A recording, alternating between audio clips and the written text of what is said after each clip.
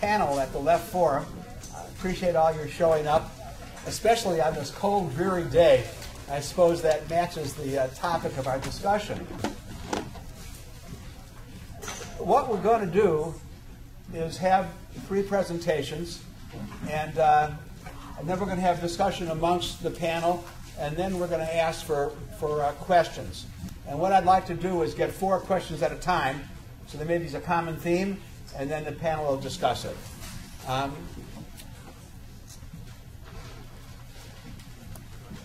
I'd like to introduce the speakers just briefly, and then when they come up to speak, I'll give a little longer introduction to them.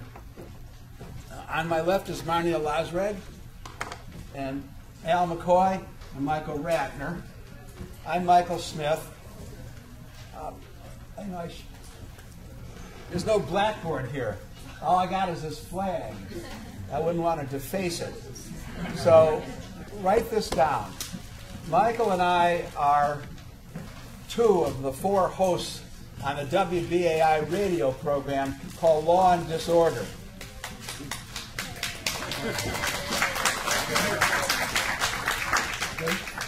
And you can get that Monday morning at 10 o'clock at 99.5 FM. And we're going to rebroadcast this panel on it and put it up on our website. And what I wanted to write down, which I can't because of the flag, is lawanddisorder.org. Lawanddisorder.org. And if you want to get Michael's blog, it's justleft.org.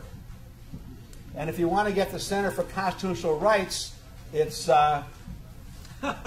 there's a new one. I can't remember. ccrjustice.org. Yeah, ccrjustice.org.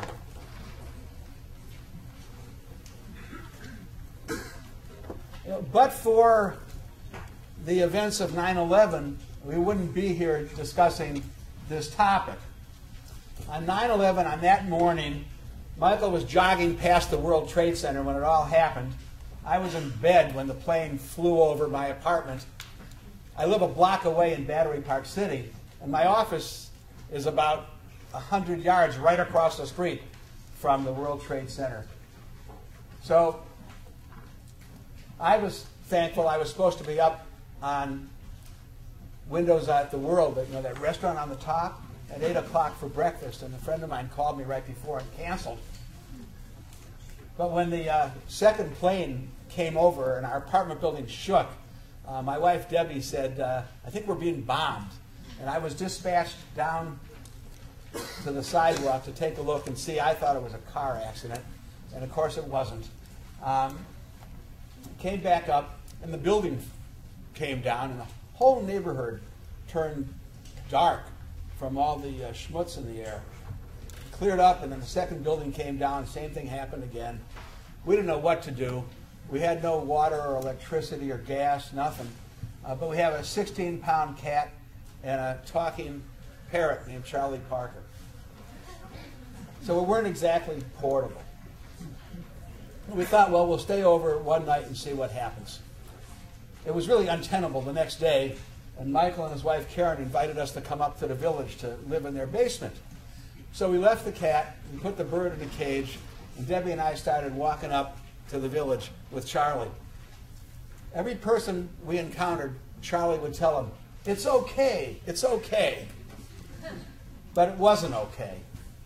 3 weeks later, Charlie started nodding out, falling off his perch. We rushed him up to the Animal Medical Center.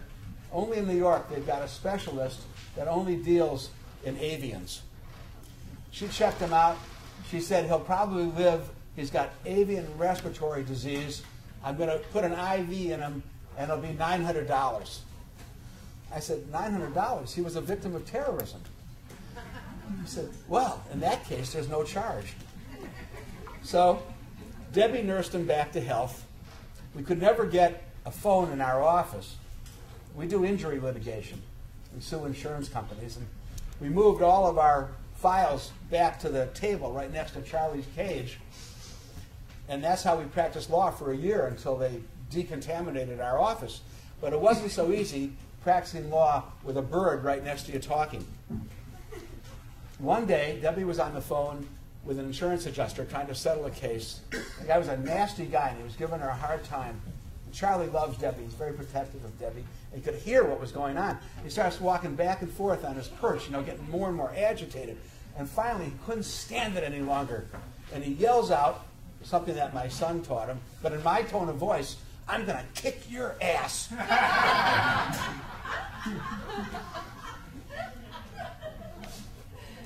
And I think that is the essence of the way most of the world looks at America and their foreign policy and the way people are treated when they fall into the hands of the United States government or under their thumb. The topic of our panel is torture and the decline of the American empire. And we have, I think, the three people in the country who are best able to address what's happened here. Marnie is going to speak last because she's got an overview of it. Michael's doing the litigation on a lot of this stuff on behalf of the Center for Constitutional Rights. He's going to speak in the middle. And Alan McCoy, who wrote the book on the question of torture, where it came from, how it was developed, who paid for it, how they use it. It's a really fine book. I'd recommend it. You perhaps know of Al McCoy because of his first book, The Politics of Heroin in Southeast Asia, which he wrote really at the risk of his life, if you can imagine the kind of people involved in that. And then he came out with this extremely important book on the development of torture. So Al is going to speak first. He's a professor at my alma mater, the University of Wisconsin, and we've had him on the radio show twice. You can get the 2 interviews we did with him most recently because he was instrumental in making and speaking on the documentary movie that won the Oscar, Taxi to the Dark Side. Hopefully it's going to be in theaters again since it won the Oscar. And he's going to speak to us about the development by the United States of the torture policy. Al?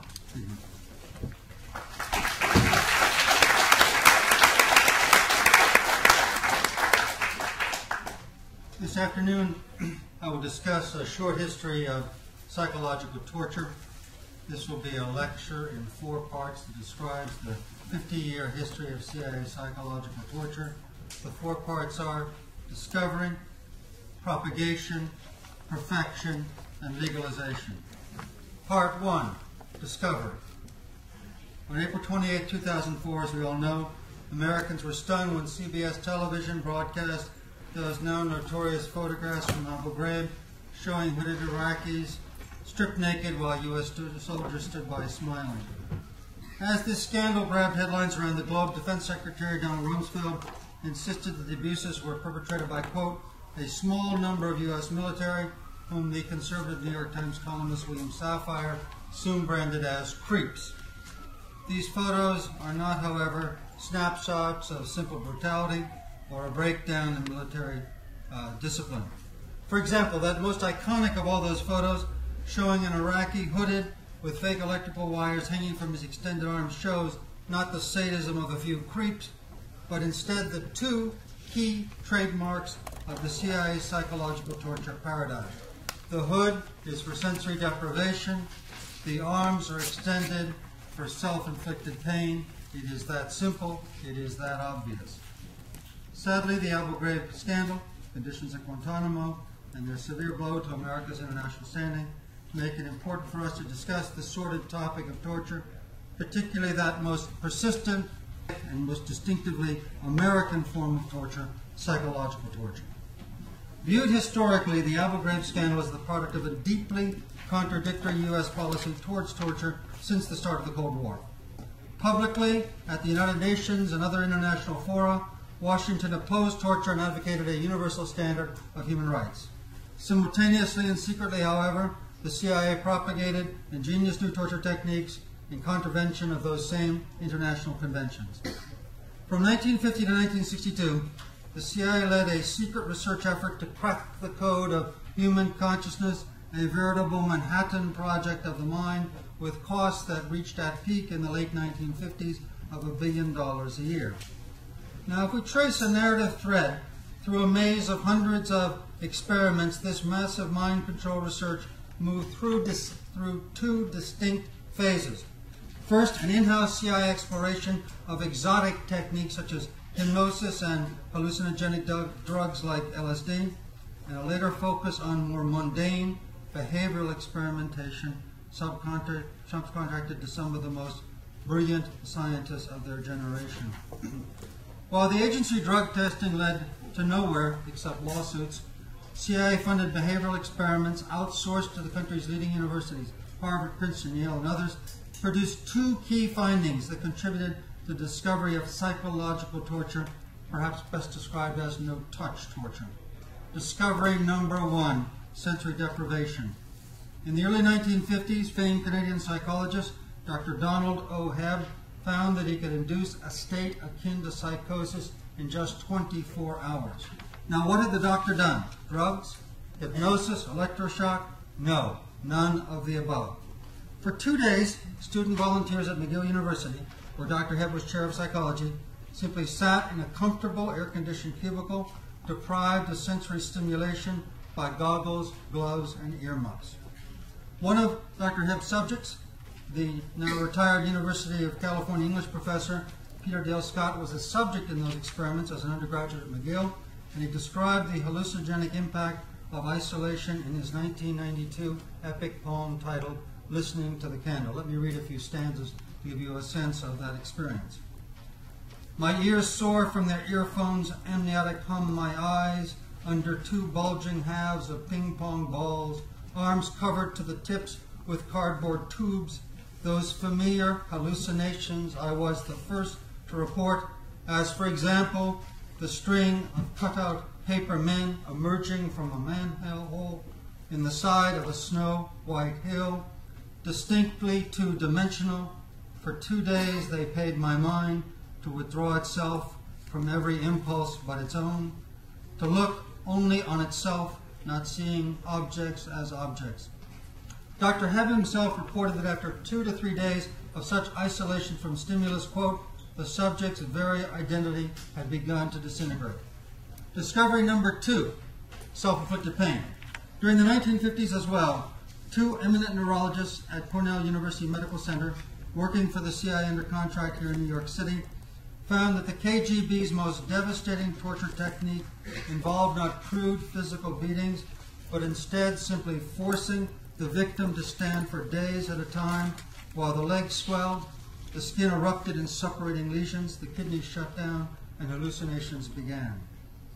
In 1963, after a decade of this secret mind control research, the CIA codified its findings in a succinct, secret interrogation handbook, the QBARC Counterintelligence Interrogation Manual, which would become the basis for a new method of torture, psychological torture, disseminated worldwide over the next 3 decades.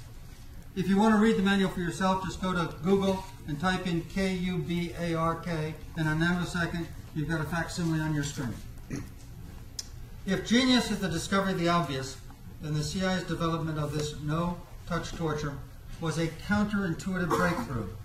the first real revolution in the cruel science of pain in centuries. Through more than 2,000 years of Western judicial torture, the same problem persisted. The strong defied pain, and the weak blurted out whatever was necessary to stop it.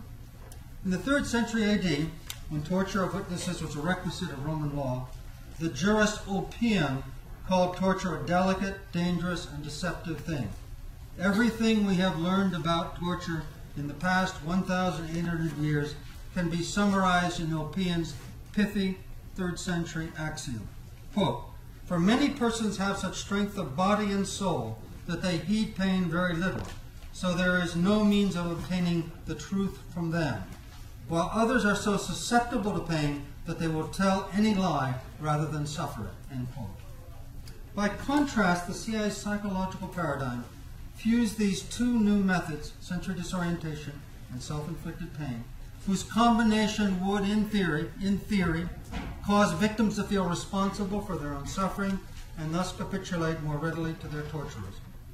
Refined through years of practice, the CIA's use of sensory disorientation relies on a mix of sensory overload and sensory deprivation via seemingly banal, even benign techniques: heat and cold, light and dark, noise and silence, isolation then intense interrogation, for a systematic attack on all human stimuli.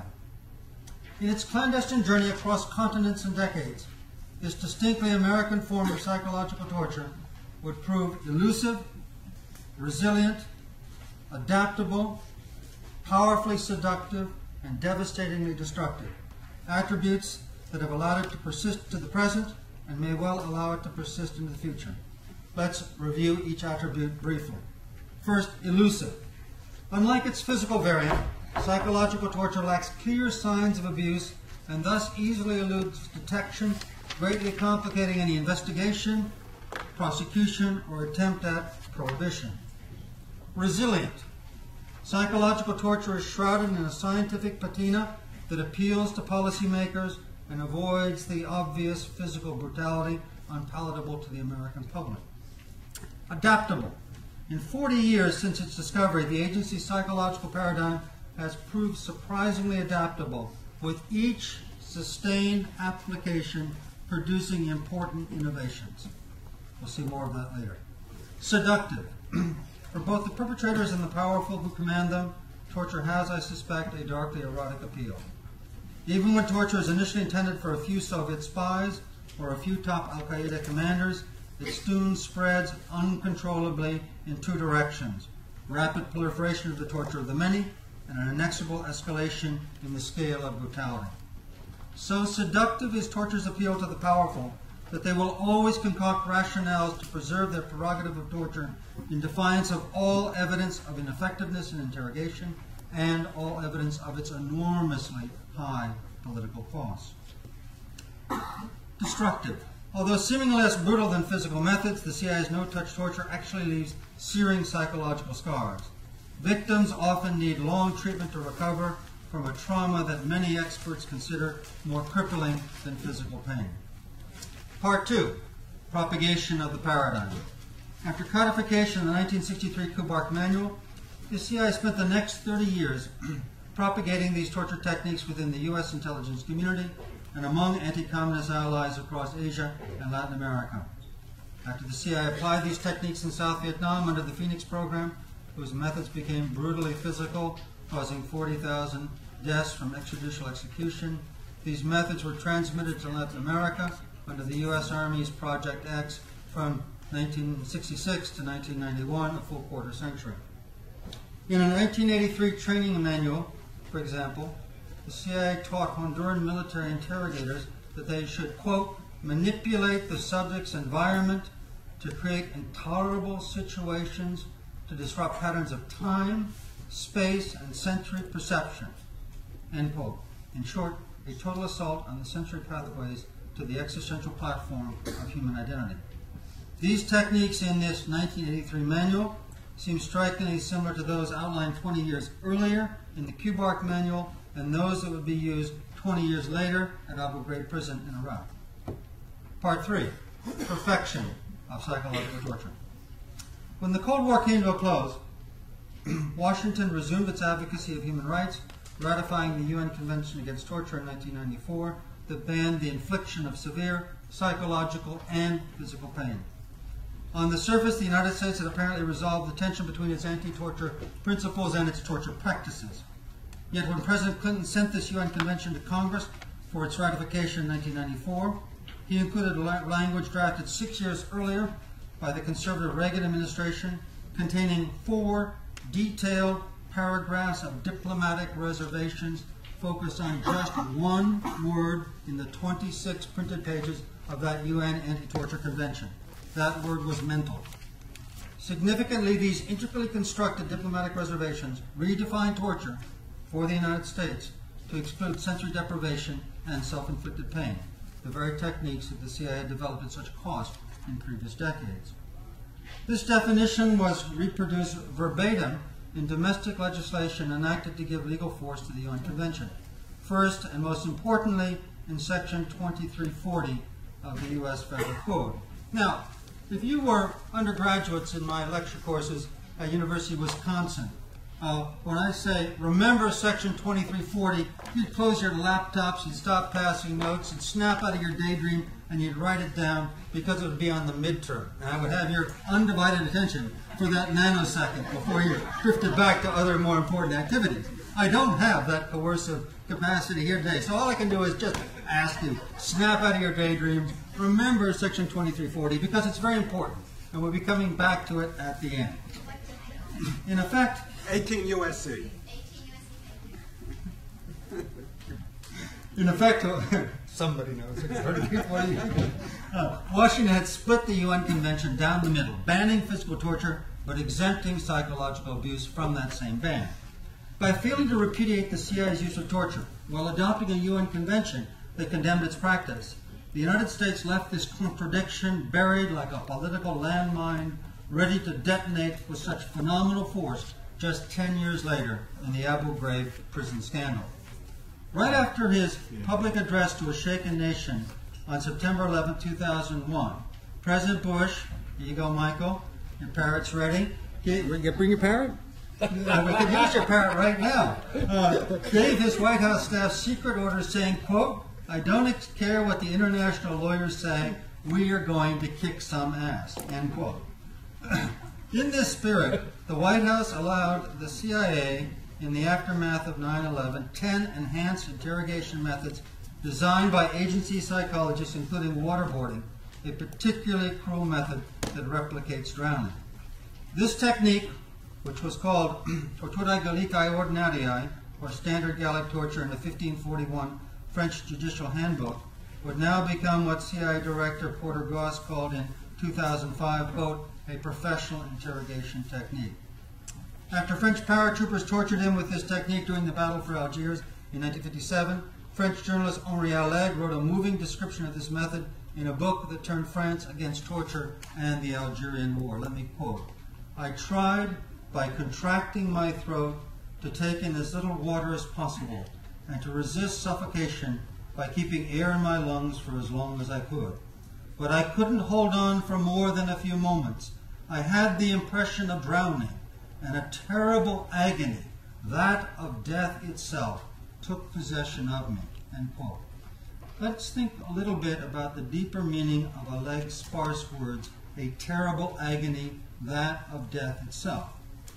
Although written years before science discovered this cognitive reflex, Alleg's work were an eerily active summary of the mammalian diving reflex, a deep-seated fear of drowning hardwired into human physiology and psychology in ways that allows human infants to survive underwater for up to 20 minutes without dying and without brain damage.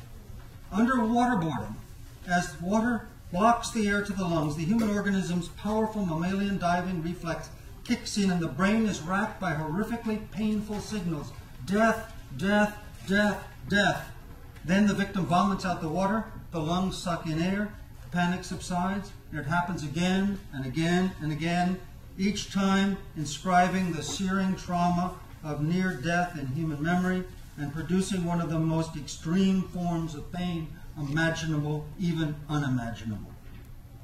In late 2002, Secretary of Defense Donald Rumsfeld appointed General Jeffrey Miller to command Guantanamo with a wide latitude for interrogation, making this prison into an ad hoc behavioral science laboratory for the perfection of the CIA's torture paradigm. Under General Miller, Guantanamo's interrogators stiffened the psychological assault beyond human sensory receptors, the old paradigm, by exploring Arab cultural sensitivity to sexuality, gender identity, and dogs. General Miller also formed so-called behavioral science consultation teams of military psychologists who probe each detainee for individual fears and phobias, such as fear of dark or attachment to mother. Through this total three-phase attack on human sensory receptors, cultural identity, and individual psyche, Guantanamo perfected the CIA's psychological torture paradigm. Significantly, after regular inspections of Guantanamo from 2002 to 2004, the International Red Cross reported, and I quote, "The construction of such a system cannot be considered other than an intentional system of cruel, unusual, and degrading treatment and a form of torture." After a visit from Guantanamo Chief General Miller in August and September 2003, the U.S. Commander for Iraq, General Ricardo Sanchez, issued orders for sophisticated psychological torture. Now, as I read from these orders, which are again available on the internet, please listen for the combination of these three fundamental techniques which are key to the psychological paradigm: sensory disorientation, self-inflicted pain, and that recent intervention, cultural humiliation. U, environmental manipulation, altering the environment to create moderate discomfort, e.g. adjusting temperatures or introducing an unpleasant smell. V, sleep adjustment, adjusting the sleeping times of the detainee, e.g. reversing the sleeping cycles from night to day. Isolation, isolating the detainee from other detainees for 30 days. Presence of military working dogs, exploits Arab fear of dogs while maintaining security. AA, yelling, loud music, and light control, used to create fear, disorient detainee, and prolong capture shock. CC, stress positions, use of physical posturing, sitting, standing, kneeling, prone. Indeed, my review of the 2,000 still classified Abu Ghraib photos on the CD in the possession of the Army's Criminal Investigation Campaign reveals not random, perverse, idiosyncratic acts from separate sadistic minds, but instead just three psychological torture techniques repeated over and over ad nauseum. Hooding for sensory deprivation, short shackling, long shackling, and forced standing for self-inflicted pain, and total nudity for sexual humiliation, and dogs for that recent innovation, exploitation of Arab cultural sensitivity. It is no accident that Private Lindy England was famously photographed leading an Iraqi detainee leashed like a dog. Part 4, legalization of psychological torture. Confronted by anger over detainee abuse at Abu Ghraib, the Bush White House has fought back by defending torture as a presidential prerogative necessary to fight the war on terror.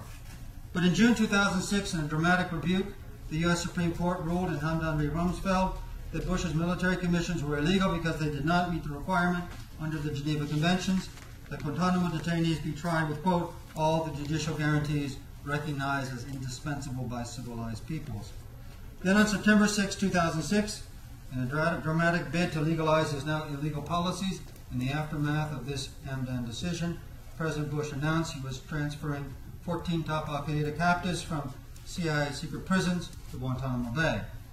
To allow this CIA program to go forward, President Bush announced that he was sending legislation to Congress that would legalize the same presidential prerogatives in treatment of detainees challenged by the Supreme Court. After a day-long negotiations in Vice President Cheney's Senate office in September 2006, Republican partisans reached a compromise that sailed through Congress within a week, and without any amendment, this legislation became the Military Commissions Act 2006. Most significantly, by using verbatim the narrow definition of severe mental pain that the United States first adopted back in 1994, this law allows the CIA interrogators ample latitude for future psychological torture.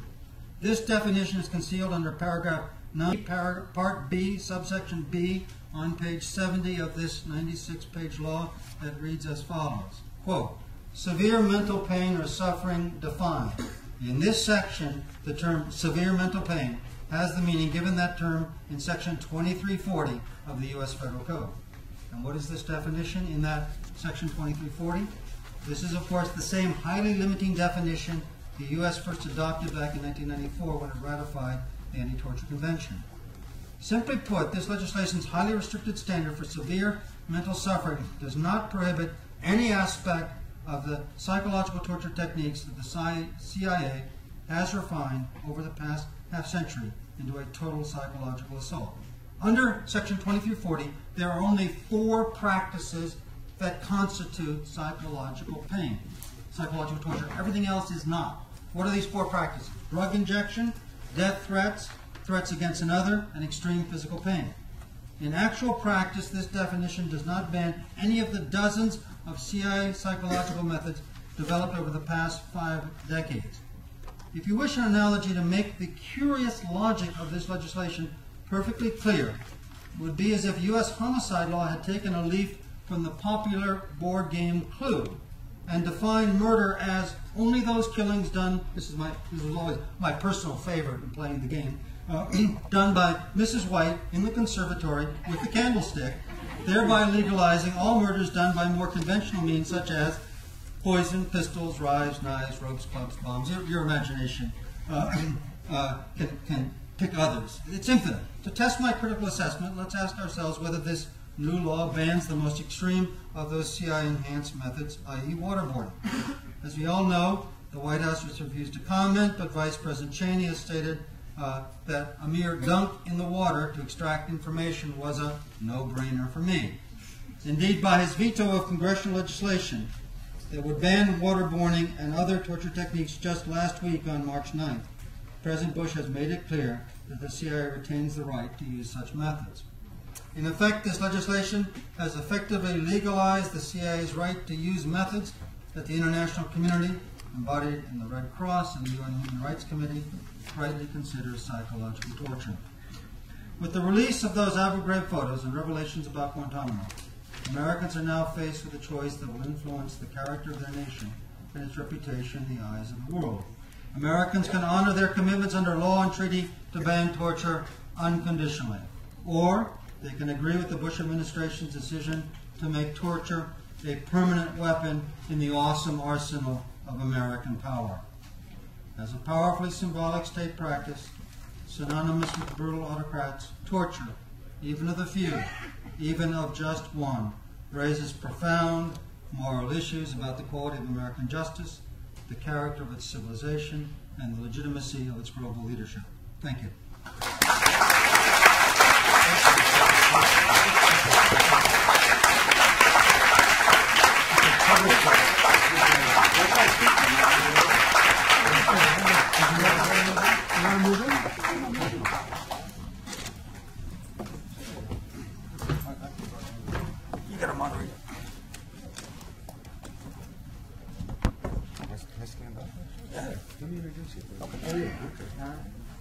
Our next speaker is Michael Ratner. Michael was the Director of Litigation at the Center for Constitutional Rights. He's now the president. Michael pioneered and organized the movement Fight Back against what Al has just described. And the center has been in the center of the litigation against this government on the issue of torture.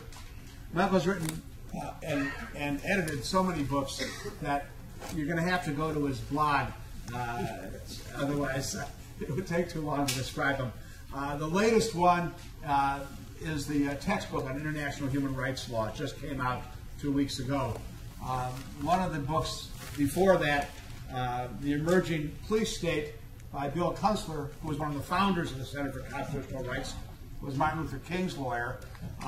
This is a good book. I brought some if people want to buy them. We're selling them wholesale, and I'm donating the money to the Lynn Stewart Defense Committee. And Michael wrote the introduction, which he lays out the whole assault on democratic rights that's been gendered by the Bush-Cheney, what Gore Vidal called the Bush-Cheney oil gas junta. So I have a half a dozen copies of this book, and I'd like to introduce Attorney Michael Ratner.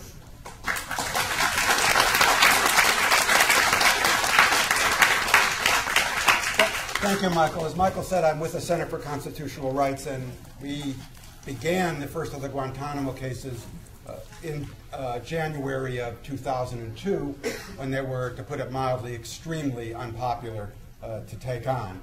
Death threats and all that. We continue to be the coordinators of all the Guantanamo litigation, as well as now, sadly, representing one of the people charged with 9/11 conspiracy before a military commission, a man who has been brutally tortured, unfortunately. His name is Mohammed al-Qahtani. Very, like some of our other clients, most of our other clients, tortured badly. Today I woke up and, as usual, I looked at, although I don't always read it, the New York Times, and particularly outrageous day in the Times. I don't know if you saw the Week in Review, but they have a nice 5-year piece on the Iraq War, whose 5th anniversary is coming up. It's by John Burns, and it's basically a justification of the war. And then they have 8 or 9 commentators to talk about it in the op-ed section. Not one person who was against the war, as far as I can see. 2 people from the American Enterprise Institute. Really a nasty day in the Times. But because it's about torture, I wanted to pick up and see what they said about that. So I went to the Burns article on Iraq, and he talks about the mistakes that were made in Iraq. And he says the absence of a plan, at least the Pentagon intended to implement, the fact that the disbanding of the Iraqi army, all these systemic issues that the U.S., had they only fought it right, would have been able to, quote, win it. After he talks about systemic issues, he talks about what he says are non-systemic issues, or what I'm saying are not. And he says beyond these, the systemic issues, there were the instances, and listen carefully, the instances when America's intentions were betrayed by its troops in personal ways with the abuse and torture of Iraqi detainees at Abu Ghraib. So let's think about that. First, it's the only time you ever see them using the term torture is when it's talking about individuals carrying out acts, not when it's the government or the Bush administration using enhanced interrogation techniques. It's only when it's individuals doing it, attributed to them. America's intentions. I mean, I don't have to go into, this is a betrayal of Americans' intentions to torture, when in fact it was part and parcel of American practice from the very top to set up a systematic torture regime or program. From the very top, from Bush, from Cheney, from Addington, from Rumsfeld, all the way right down into Abu Ghraib. Betrayed by its troops who were given instructions about how to torture, the Rumsfeld techniques. Its troops who General Miller, after using the techniques at Guantanamo, is sent to Abu Ghraib to Gitmoize Abu Ghraib and use those techniques. Think about it. That's what our Times is thinking about in terms of torture. I mean, it's so completely outrageous that at this point, after you hear from Al McCoy and after you hear from Marnia, that they're still talking about this as a few bad apples is quite remarkable to me. You know, at the Center, we've done a lot of work representing survivors of torture, people who haven't survived torture. In fact, my first case, the first day I walked into the Center, was the day after the slaughter of prisoners up at Attica Prison in the Attica Prison Rebellion in 1971. I was sent up there and saw hundreds, really, of inmates who had been tortured brutally after the retaking of the prison. And so you immediately have to you begin very early to understand that torture may have very little to do with interrogation and much more to do with other issues, some of which this panel will address. Despite my long experience with torture, I've actually learned a lot in recent times. I've learned a lot from Al McCoy's book on the history of torture, on the Kubark Manual, on Vietnam and My Lai, and today is the 40th anniversary of the My Lai massacre, 40th anniversary of a torture program carried out in Vietnam, the Phoenix program that tortured tens of thousands of human beings. My Lai was all part, not a bad apple situation, again, part of what that war was. So I've learned a great deal from Al. I've learned a lot from Naomi Klein's book. Naomi Klein's The Shock Doctrine. And you know, I always see these slogans that say, stop torture, end torture. And they're slogans, that's what they are, because they're slogans that are taken out of context. If you think of torture as either an abstraction or just an individual act, or just an act of torture even by a government, and don't see that torture is a tool or an implement in either an economic war or a real war or a war of terror by the place carrying out torture, you're never going to be able to stop torture because it comes out of a context. It isn't like some people just decide to torture. It's decided because, for example, in Iraq, that you're in an occupation and the people, many of the people, are against the occupation, and how are you going to get them to not oppose you? You're going to torture them. People like Naomi, people like Marnie will explain this much better than I can, but it really taught me something about sloganeering and torture, that you can't get it stopped without really looking at what's going on underneath. Marnie's book has been very important to me, and I'm going to let her talk about that. But I can just give you one little lesson, a couple of little lessons I learned. What Marnie says is an avowedly democratic state reaches into the reserves of pure power, a pre-democratic mode, and breaks loose from restraints on capacity to eliminate resistance. They go into what Marnie calls a pre-democratic mode and look at pure force, and that's torture, as a way of suppressing resistance. She'll explain that to you, but very important in thinking about how to understand torture. The other thing I learned, I considered myself for years to be a civil libertarian, and people should have civil rights, and civil rights against torture, civil rights to protest, all kinds of civil rights. And I thought about it always really from the society's point of view, but also from a personal point of view. And what Marnie says in the book is, when you give up civil liberties or civil rights as they've been taken away from us in this society right now, you're surrendering the means by which we actually have control over the state. Our control over the state is because they have to comply with fair trials that are civilized, they have to comply with laws about the integrity of human beings, they have to comply with laws about where you can be imprisoned, and when you take those away, you're really lifting the restraints that are against the state.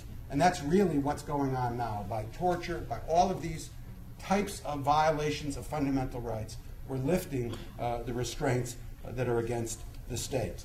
And when I looked at these books and thought about my deepening understanding of what torture is, I'm just in the midst of reading a book by a client of the centers and a client of a lawyer that we got involved in the center. His name is Murat Kurnaz. He was a German resident, Turkish national, picked up, taken, and spent 5 years in Guantanamo, eventually freed.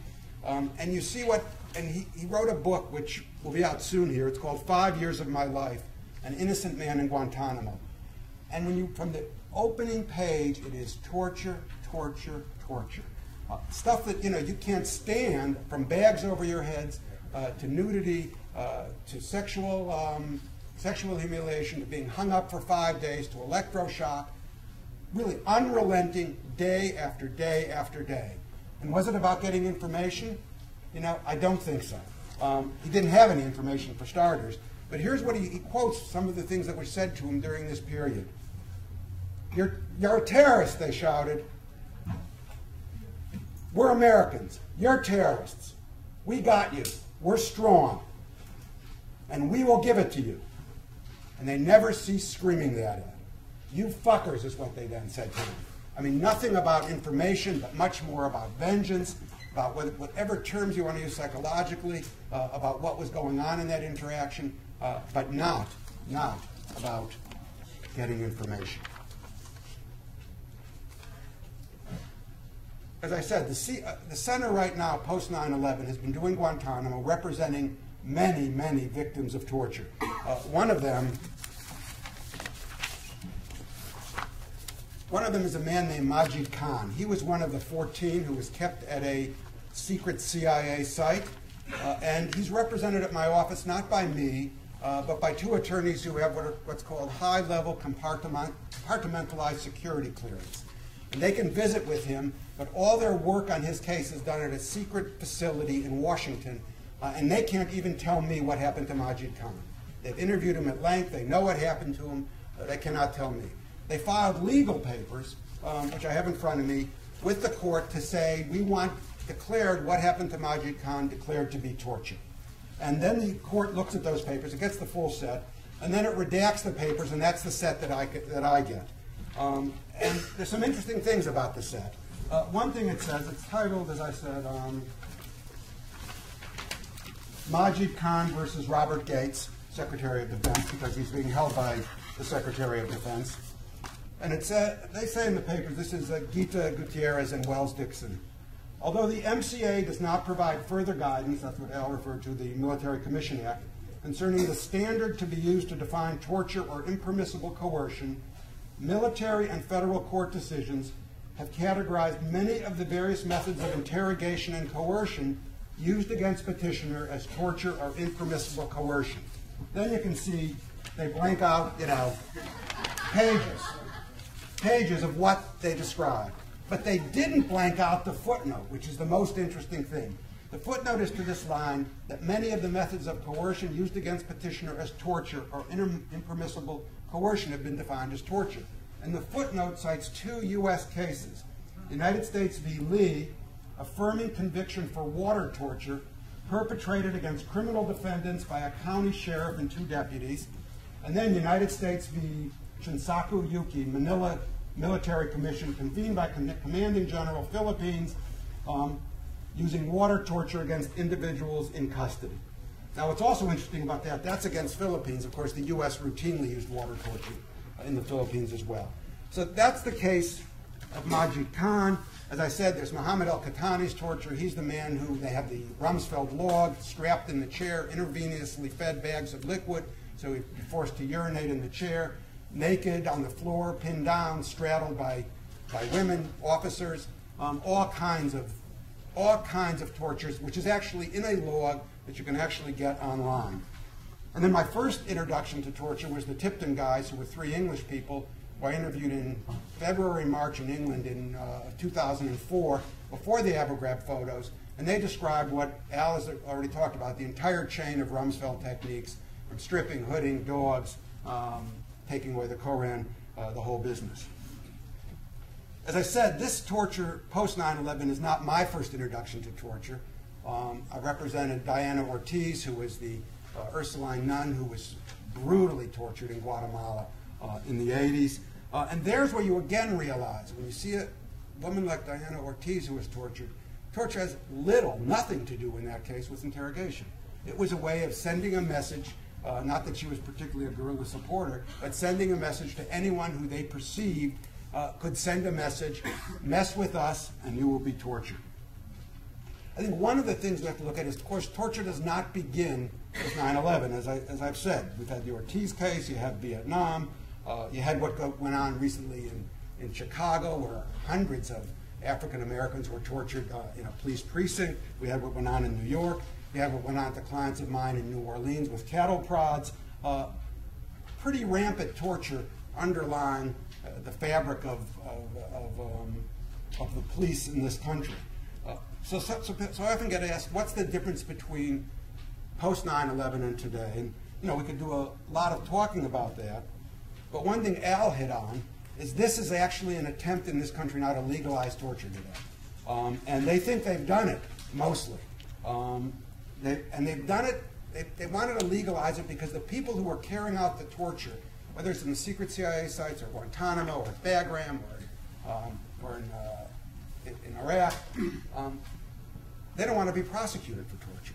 So they had to issue all these memos, all these justifications, all these legal excuses. So one big difference between what went before and what is today is torture is the attempt to legalize it.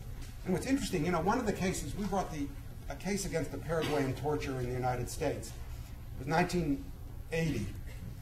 And we won in the court, and the court in the Second Circuit here said, the defendants made the argument that everybody tortures, every country in the world tortures. And the court said back to it, every country in the world tortures, perhaps, but no country in the world admits that it tortures or tries to legalize torture. No country in the world in 1980. Well, now you're living in a country that no longer agrees with that. The other thing that's different, I think, now is the fact that really they're publicly announcing that they want to torture. Sometimes they don't use the word torture, but they want the Muslim world in particular to know that we are a country that tortures, that if you fall into our hands, you will be tortured. And that's why the statement that Al quoted, a little dunk in the water by Cheney, nothing wrong with that, or when he said to the Congressional Committee, we have to work the dark side, as it were, or they use these terms like enhanced interrogation techniques, or they admit to water torture, really waterboarding as they call it. There's really, it's duplicitous. On one hand, they say we don't torture, but of course everybody knows they're lying. They're just saying that for public consumption in a way, but they're even more saying we do torture in all of those ways, ways that I'm saying. So they're no longer trying to torture beyond the law. They're trying to torture within the law. As I said, they want the world to know that we are a country of torture. I gave you one instance when I came in on the media and what's happened with media and pundits and the Dershowitzes of the world and the justification of the debate about torture. I mean, it's really, it's not just a little sad. It's outrageous and brutal and barbaric what's going on both in the media and with pundits and even in courts. We had a judge recently in our Maher Arar case. That was the man who was sent to Syria, rendered to Syria, tortured there for 10 months and 10 days. We had a judge actually write an opinion saying, you may not be able to torture people to get evidence to use in a court, although we'll talk about what's happening in Guantanamo with that. But there's no Supreme Court case that's yet said you cannot torture someone for purposes of stopping terrorism. It's a federal court judge. So the media reaction and the pundit reaction, if you want to call it that, or the expert, has been really incredibly depressing to me. And they stay away from the word torture when they talk about it because they don't want to admit they're in a country of torture. As I said, they use words like enhanced interrogation techniques, harsh interrogation techniques, coercive techniques, and only when they personalize it to an individual who might have done something that's not Rumsfeld do they say that person may have engaged in torture. I don't know if you all followed the recent issue on whether we were going to apply the Army Field Manual techniques of interrogation to the CIA. The Army Field Manual has 19 techniques of interrogation, all of which I by no means agree with, such as isolation and some other ones, or false flag when you pretend you're from another country. You know, the guy comes in and says, I'm from some country that routinely uses torture. That to me is torture. But assuming I don't agree with all of them, the Army Field Manual is a step up, in many ways, I guess, from what the CIA is doing. So the legislation that was about to go through is called the Intelligence Authorization Act of 2008. And it was voted on in a relatively close vote in the Senate, I think 56 to 40-something. 51-45. McCain voted, interestingly, and it's important, McCain voted against applying the field manual to the CIA, even though he's Mr. Anti-Torture, supposedly, but there's many bad stories we can tell about Mr. Anti-Torture. He votes against it. It goes to Bush. Bush vetoes it. And in his veto, here's what he said. He says, again, it was going to try and restrict the CIA from issues like water torture, sexual humiliation, stripping, dogs. Bush calls them specialized interrogation procedures. Another place in his veto message, he calls them alternative procedures. And then he says they're valuable tools in the war on terror, and that we've uncovered plots. And of course, you see almost nothing in the media how there's no evidence that they've uncovered any plots. They've not put any of them forward. If you read carefully, you'll find that they didn't actually uncover very much, if anything. Rockefeller, who was on the Senate Intelligence Committee, no great shakes as a Democrat on that committee, but he himself said, look, I've seen all the classified material. They didn't uncover anything. So again, even the excuse that so-called specialized interrogation procedures somehow work to uncover plots is complete BS, just that. And then, of course, you see the media coverage. You see the media coverage of the veto. Here's the headline in the New York Times. Bush's veto of bill on CIA tactics affirms his legacy. Okay, so they're already calling torture tactics in the headline and not saying CIA torture techniques affirms his legacy. And then the lead paragraph, it's by a reporter named Stephen Myers. it says, President Bush on Saturday further cemented his legacy of fighting for strong executive powers, using his veto to shut down a congressional effort to limit the Central Intelligence Agency's latitude to subject terrorism suspects to, quote, harsh interrogation techniques. Look at what this is loaded with. First, it's not about torture, it's about strong executive powers. And it's not about torture, it's about harsh interrogation techniques. So there it is. Again, the Times completely pulling punches on what really happened here. What really happened is Bush basically kept his legacy of a torture program and a torture nation alive. And as I said, McCain at the low point on this one. And, you know, in thinking about that, you have to think, you know, is it all going to be a new tomorrow when we get new candidates in there? Or new presidents, whether it's McCain, that we can put him over there already. So then we're with Obama and Clinton, and yeah, they'll stand there in front of you and they'll say, you know, I'm against torture. But will they actually be against torture to the extent they get it out root and branch from this government and this country and these secret sites? I doubt it very, very much. I just don't think that is on the agenda. Because that would be looking almost as torture as a slogan, and not as part and parcel really of what this country is really about. I'm gonna, even though Al covered it, how much time do I have, Michael? No, I don't want to take my time. What? Okay. Al talked about briefly, and I'll go over it again, the efforts to legalize torture, which is what I think distinguishes this period. We should understand that torture is completely illegal in the United States, or at least it was supposed to be completely illegal. We had the Convention Against Torture, which absolutely bars it, and then we had our own Constitution, and then we had two statutes. One Al mentioned, which is the anti-torture statute, that's 2340, and then we have the war crime statute, which is 2441. So you're sitting there after 9/11 in this government, and you're asking yourself, what are we going to do? If we pick up these guys in Afghanistan or pick up people anywhere in the world and we use what they call harsh interrogation techniques, somebody's going to call it torture or someone's going to call it a war crime. And so we better figure out our way around this. And you probably are all somewhat familiar with the steps. I'll just remind you. The first real step was Gonzalez's memo on January 25th,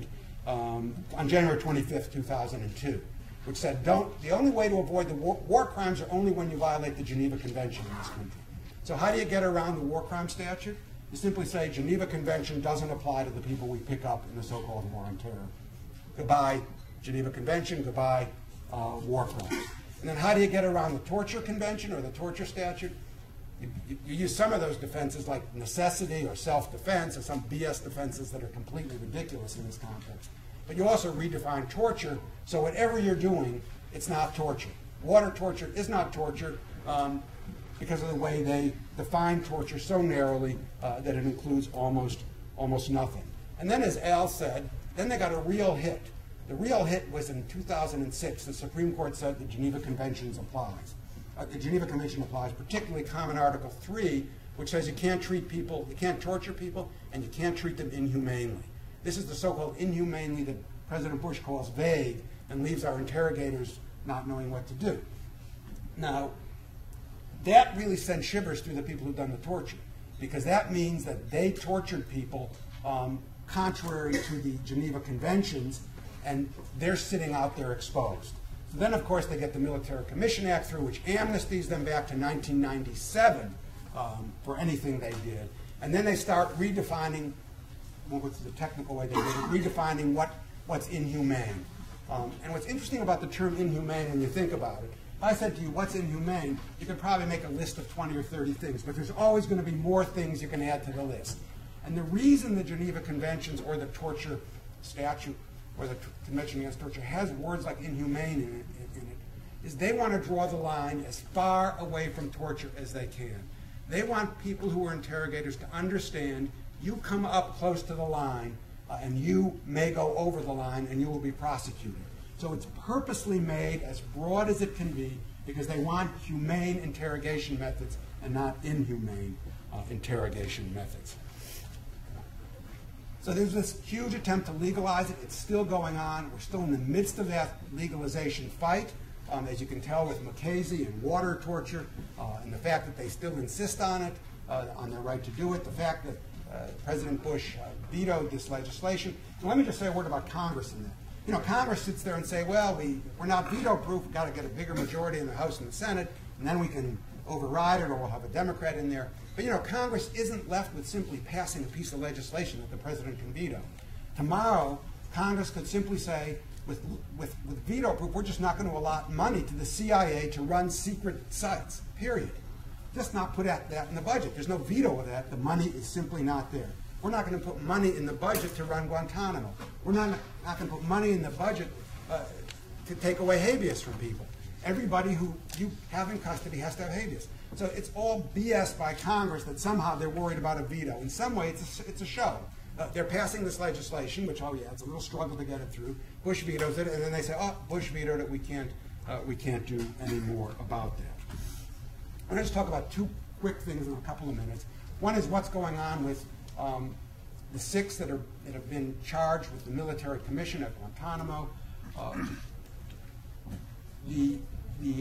it's relevant to torture because what the statute says right now for trying them, and I don't think they should be tried in any way except in a federal court, in any way with any less rights than you get in a federal court. What the statute said is you can't use evidence from torture, but you can use coerced evidence. Now, if you're the government, what are you thinking? Well, they haven't defined anything they've done to anybody as torture. So that means everything. Someone who's waterboarded, the 200 hours of tapes they had of Abu Zubaydah, all that stuff can come in because that's not torture according to them. So we are going to be seeing, if they ever get these trials going, and I'm not convinced they ever will, we're going to be seeing people tried based on evidence that clearly came from torture. As a scope of the authority of the person doing the torture, that it was expected, and therefore the person is immune from the lawsuit because it was in their authority to do it. Remarkable that you would lose them that way, but we've lost them that way. So that's the civil cases. The criminal cases, the only ones you brought are the so-called bad apple cases. You know, the guys, the low-level guys at Abu Ghraib. You're not seeing, you know, people up the chain of command. The highest person actually disciplined up the chain of command was Janet Karpinski, of course. You know, the only woman in charge of, Brigadier General in charge of the prison at Abu Ghraib, who, according to her, and I think very believably, knew nothing about what was going on in that particular wing. So the criminal cases are dead in the water here in the U.S., even probably with a Democratic government, because we're not getting the Democrats to even push for a serious hearing on the torture program or on impeachment or anything else. Then if we look at the criminal cases that we brought criminal cases overseas. We brought a case in Germany under universal jurisdiction, which is the idea that a torturer is an enemy of all humankind and can be brought to justice wherever found. We brought them in Germany, we brought them in France, and we're working on one in Spain. We have so far not won any of those cases. They're on various appeals. I think those will actually have some efficacy going forward. I want to remind you of what Louise Arbour, who's the UN High Commissioner for Human Rights, who's resigning in June, she's a Canadian lawyer, who said recently about water torture. She said waterboarding is torture, and people who engage in it should be prosecuted under universal jurisdiction. The clearest message you could make about going after U.S. officials. And let me just say, when you read any of these books or writings by some people who are in the administration, the biggest concern they have is universal jurisdiction for their crimes, and they're not going to be able to go and visit Europe anymore because they might be prosecuted, and they're worried here as well. So it's not nothing, it's actually something substantial. Beyond that, and I just want to close on this, I mean, there's all kinds of actions all the time, from March 19th on the war, to Witness Against Torture, the Catholic worker people who are doing great work around stopping torture. But to the extent you think about torture as an abuse, as an irregularity, as something outside of what this government is doing as a general matter, whether you call it an imperialist matter, hegemony, or decline of empire, as Marnia will talk about, you can't beat it if you're just talking about it as a slogan and don't get to really why this country has a torture program going on. Thank you.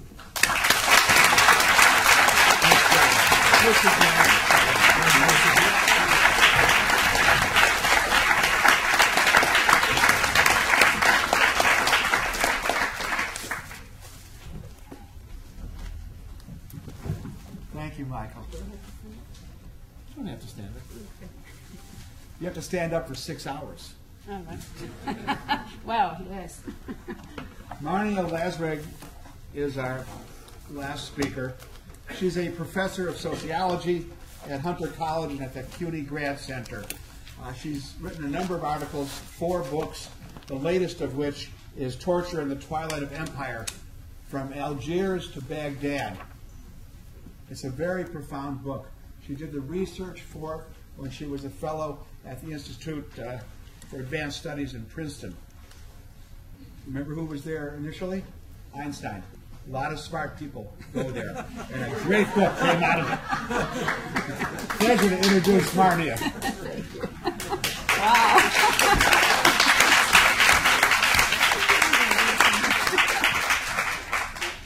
How can I live up to that billing? Anyway, a lot of ground was covered by Al as well as Michael Ratner.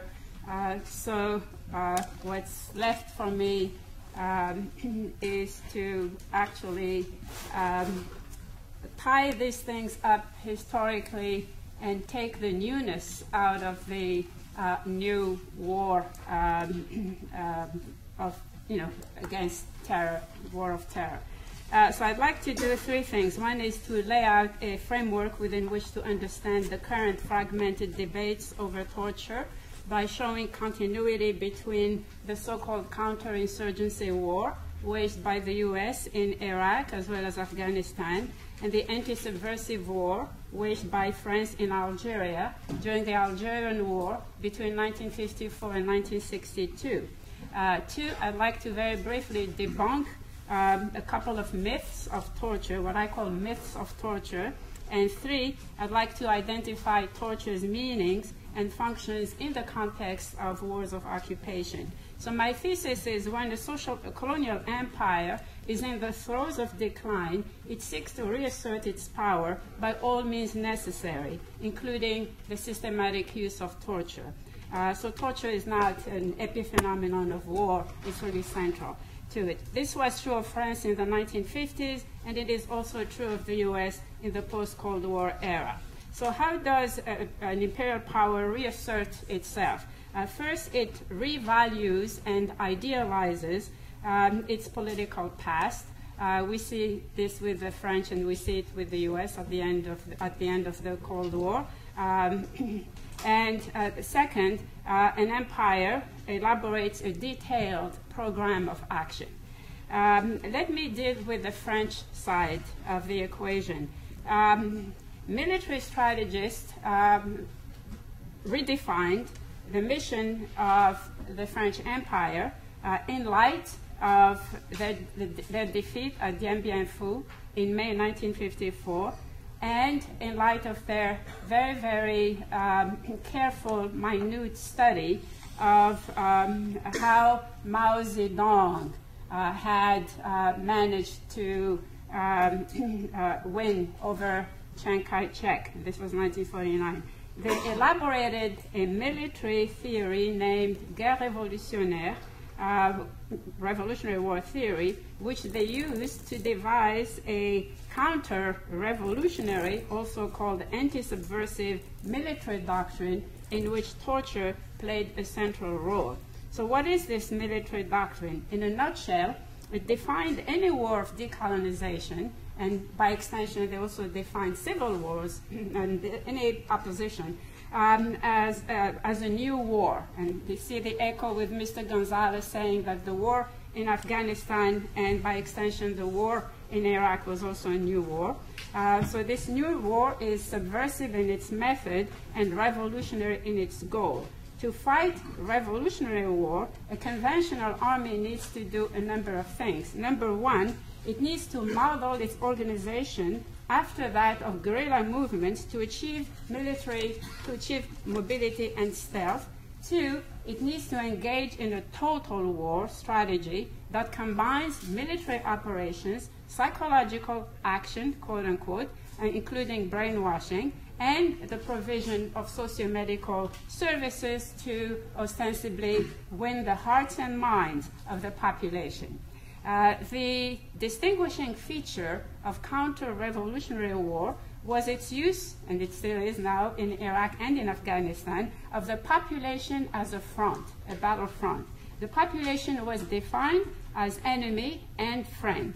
It was divided up into 4 categories: virgin, or free of nationalist action, recovered or secured, unorganized, or not yet indoctrinated by the army in spite of its proximity to a military post. The 4th category was a population that is rotted, pourri in French, meaning already won to the enemy. Pacification was the means by which to turn the population enemy into the population friend through a combination of military operations, psychological warfare, and the arming of villages in self-defense, quote unquote. And we're doing the same thing in Iraq with the awakening movement. We're paying, the former insurgents, quote unquote, to turn against their comrades. In addition, social and medical services were to be provided in rural areas. So the motto of the counter-revolutionary was to attack the rebel through the population and the population through the rebels' organization.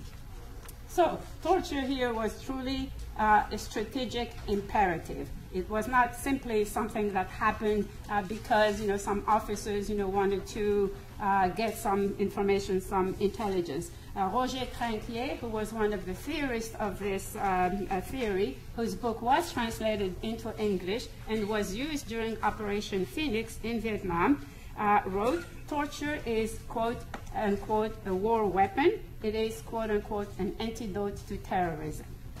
And what is the connection with the U.S.? The only link between the Algerian War and the war in Iraq or Afghanistan that the American public is aware of is the showing of the Battle of Algiers at the Pentagon 3 years ago, and Mr. Bush apparently reading, at the suggestion of Henry Kissinger, the book by Alistair Hone, A Savage War of Peace, about the Algerian War.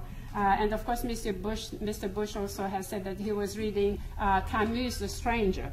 And everybody here knows that Camus was a very, very staunch opponent of the Algerian independence. Not only that, but he was hardly a peaceful man. So in reality, there are more indirect historic linkages. Number one, as early as 1952, Charles Lacheroy, one of the anti-subversive war theorists, made 2 trips of 1 month each to Fort Bragg to lecture about revolutionary war theory and counter-revolutionary doctrine and train U.S. Army officers. 2, President Kennedy expressed interest in the French doctrine in the context of the struggle against Fidel Castro. In 1961-63, General Osares, who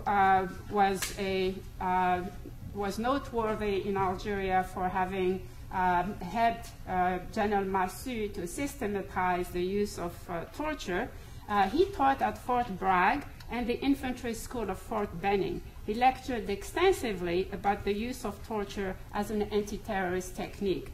The military attaché to the French embassy, Jean Compagnon, placed 8 to 10 French officers as instructors at Fort Bragg, Benning, other forts, Bragg, Benning, Bliss, and Knox in the early 60s. Around this time, the U.S. military adopted the French doctrine to fight subversive wars using a combination of psychological warfare, including torture, the training of native personnel to fight insurgent and special forces. The best example of the adoption of the French doctrine was Operation Phoenix in 1968, which had in Vietnam, which had been modeled essentially after the Battle of Algiers, but in fact, in its essentials, it was really the application of the French anti-subversive doctrine. Incidentally, a key figure in spreading the French doctrine in Vietnam had been Bernard Fall, the author of Hell in a Very Small Town. He had met Roger Taranquier and studied the Algerian War very, very closely, and actually he guided, the U.S., in Vietnam through the research that he had done. He was a student at Syracuse University. I'm an older student. He had, served as an interpreter at the Nuremberg trials after the Second World War.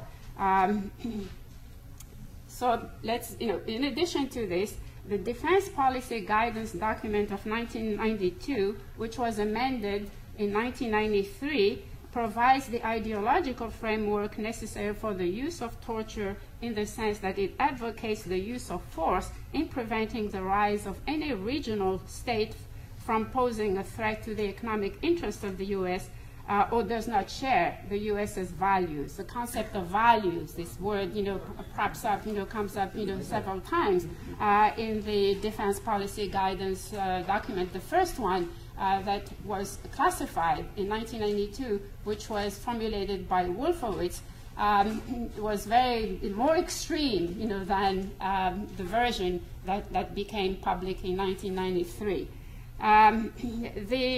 This Defense Policy Guidance of 1993 even implies, which I found very interesting, that possible action might be taken in case a rejuvenated Iraq, quote unquote, sought to challenge the U.S. And at that time, Iraq, had not been invaded yet, but they were using the experience of the first Iraq War.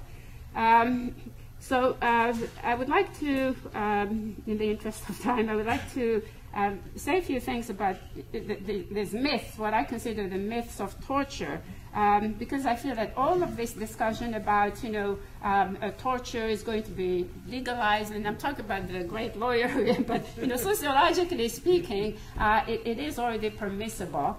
And every debate over whether one technique is better than another, one technique should be prohibited or not, is already, an admission that torture is acceptable. So, myth number one, torture is not about intelligence, although some useful intelligence is generally gathered through torture. The functions of torture far surpass the search for intelligence, and this is due to the nature of torture. Torture is not just two people thrown together in a room with a few instruments. It is a social situation in which two individuals face one another, but they are embedded in different national histories, belief systems, political orientations, and personal commitments. And this very explosive situation actually can be very lethal. And this is where, the tortured person's religion, culture, everything else, becomes, very salient. So you have a battle, if you will, between two individuals embedded in different, histories. There's a thick history that's taking place in this particular torture chamber. Torture is about power, projecting an image of power through the use of force. That's very, very important because force and power are very, very crucial elements in the Defense Policy Guidance document, as well as the other document that was issued by the group, the nonprofit group, a private group called the Project for a New American Century. They took every piece of the policy guidance, the defense policy guidance, and they elaborated upon it. And it's quite sobering to read that after you have read the defense policy guidance document. Torture, second myth. Torture is not a series of discrete techniques that the torturer uses according to a manual or handbook. It is a holistic configuration of actions. They are methodical actions a combination of techniques usually preceded and interspersed with seemingly minor mistreatments such as kicks and punches and slaps and ethnic and racial slurs aimed at softening up and keeping the detainee under constant pressure and stress. So to break down torture into discrete techniques and to say waterboarding is not permissible, but other techniques may be permissible, is completely at odds with what goes on in the torture situation. And actually, I brought Xerox one page from the Human Intelligence Collectors Operations, which was issued just at the end of the debates in the Senate about the permissibility, what constitutes torture. Is it severe pain, or is it different kind of pain? Is it prolonged pain, or is it a shorter period of pain? And this Human Intelligence Collectors Operations document says it warns its operatives that let's see. It says you should plan your torture session. Planning must consider the possible cumulative effect of using multiple techniques and take into account the age, sex, and health of detainee as appropriate. Which really shows that you cannot really, this whole debate about one technique, waterboarding, it shows that whole debate is ridiculous, because what goes on, in the torture chamber is completely different. And the torturer has at his disposal several techniques, and he uses some of them in combination or serially. It depends on how the texture of the situation is like. So these are the two myths. There are others, but to me these are very, very important. And I'd like to now share with you the functions that torture fulfills, because unless we understand what the functions of torture are, then we really don't understand what's just going on, about, this is feasible, this is not feasible, why is the U.S. torturing, how could the U.S. torture? Torture is a tool of terror, along with reprisals, summary executions, and exposures of bodies of killed people. In case of the French, the bodies of combatants were exposed. Torture is a tool of terror. Terror cannot take place without torture, although torture may take place in some isolated instances, outside of terror.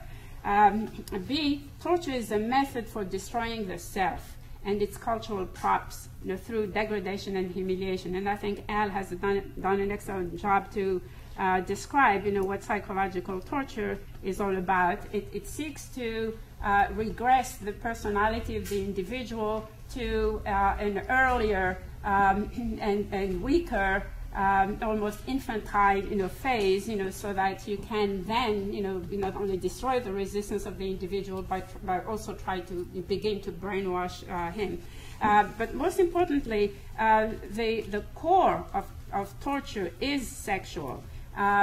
Playing with the genitals of the tortured people, the famous Abu Ghraib pictures were not simply kind of a titulating a moment or this attraction of the torturer to the erotic side of torture. It's something else. In the case of the Algerian War, the members of the Front of National Liberation were worried about being tortured, not because they were afraid of not sustaining the pain, but because they were worried about coming out of the torture chamber impotent. And some of them would say, well, they would write in their diaries, oh, I'm so happy that I already have 2 children, so I either survived the torture then, at least, I will have my 2 children. And I have to recount to you very, very brief something that really happened to me immediately after the Algerian War. When independence came, I was coming out of, I had just finished the lycée and started working in the summer.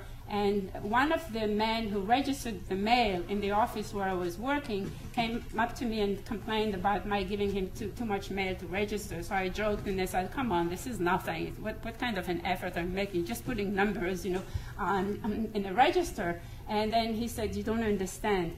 The French destroyed my testicles. And I was, it was so, took me, aback. I was absolutely transfixed. I didn't know what to say.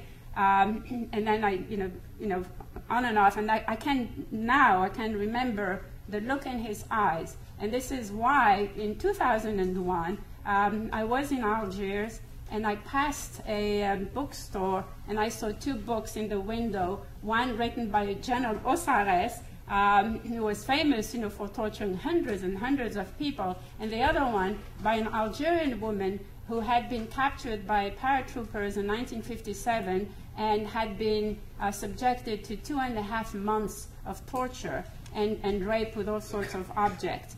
And so she was silent for many, many years, and then she decided to break silence. So to have these 2 books side by side, this is how I became interested in torture, because I wanted to know, what it is, about torture that states, find so attractive, and that, they resort to, even though the laws on the books prohibit it.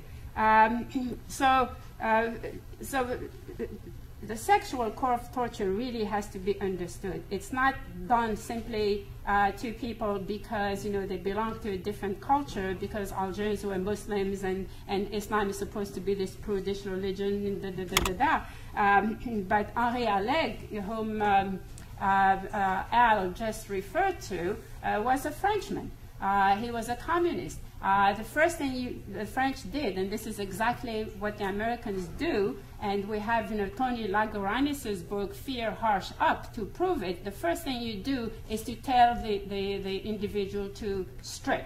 You have them naked, and because immediately, first, because our identity is linked to our sexuality, and second, it is humiliating to be, whether you're a man or a woman, it's humiliating to strip and you're naked before other men who are not naked, who are fully clothed.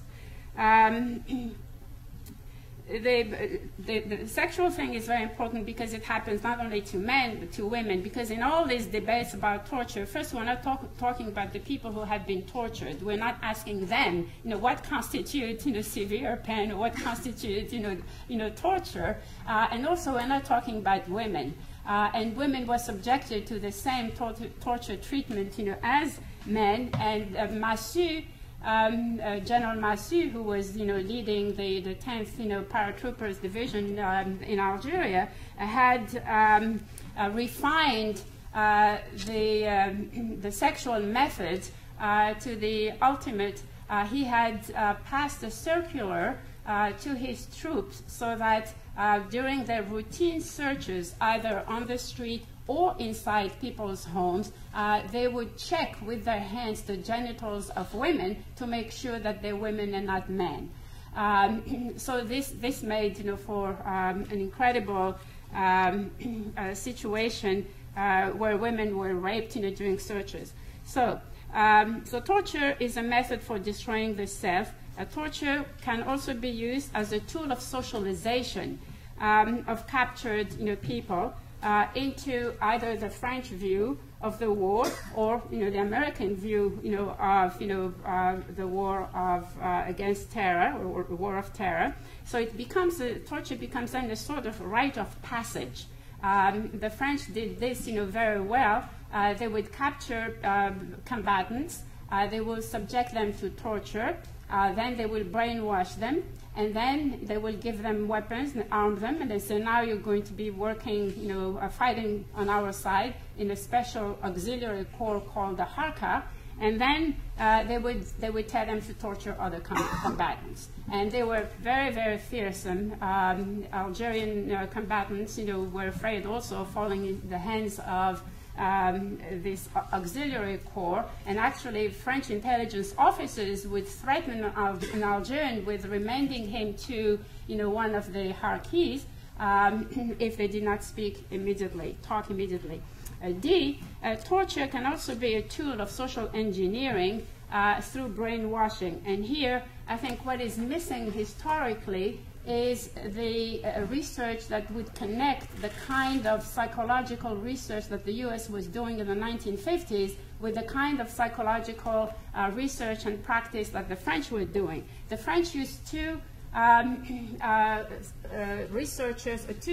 scholars.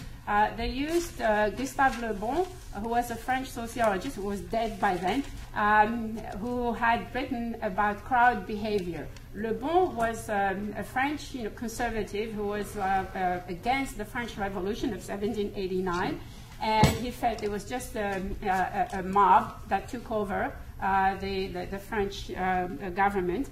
And he studied what happens to people psychologically when they find themselves in crowds. And he came up with this theory of cellular egos, that we all have, an ego that's, comprised of cellular components, and these cellular components disintegrate in a situation of crowd. And so the idea for the French theorist was, how do you disintegrate, the ego of the person in a torture chamber? So they combined the insights of Gustave Le Bon in crowd behavior with the insights of purportedly an anti-fascist writer, Serge Shakotin, who was Russian. He was a Menshevik who left, was exiled, from Russia, found himself in Germany, and wanted to, with other liberal Germans, wanted to prevent the Nazis from coming to power. So he studied the techniques, that fascist movements used, in arousing masses. And by the way, he was also the assistant to Pavlov. So he felt that if you could, if you could use very astutely reflex conditioning along with modulated pain and a combination of sounds and sights, then you could break what he called the inhibitions of individuals, the resistance to whatever you want them to do, and then you can, in fact, brainwash them and turn them into peaceful, peace-loving people instead of fascists. But it's very interesting to use, fascist methods, for apparently non-fascist goals. One general, a hardline general, very famous, Salan, because he also was a putschist, in 1961, he wanted to create a small group of people who would be brainwashed in secret camps, and then they would be placed in strategic locations in villages and cities to actually prevent, the Algerian nationalists from, achieving the independence of their country. And, they would be a new colonial subject, that would be replacing all of those who were who had been defined as subversive. So he wanted to achieve, the creation of new men, a new colonial subject, with the use, of this modulated pain as well as other techniques. So once condoned by the state, torture becomes routine. It becomes routinized. The routinization of torture requires the construction of a psychological and cultural profile of natives as being subhuman. The French had come up with the expression sous-homme. irremediably affected by the culture of Islam, who understand only the language of force. Muslims welcome force, they said. They need force to overcome their, quote, natural oppositional reflex, unquote, born out of resentment and, quote, hatred of colonialism. So remember, the first thing that Mr. Bush said after 9/11 is that these people hate our lifestyle. Tony Lagoranis, who had tortured a number of people in Iraq, said that his officers had read The Arab Mind, a book written by Rafael Patai, a very problematic book, in which it was taught that, so the officers were telling, Lagoranis that Iraqi people, the average Iraqi person doesn't know the difference between lies and truth. And Iraqi people, as Arabs and Muslims, do not think like us, purportedly. We think in a linear fashion, and they think by association. The implication is that you should beat it out of them. So you have to have, this, psychological profile constructing the opposition, the native population, as being essentially inferior culturally, and in terms, of humanity as being subhuman. The routinization of torture also implies its professionalization.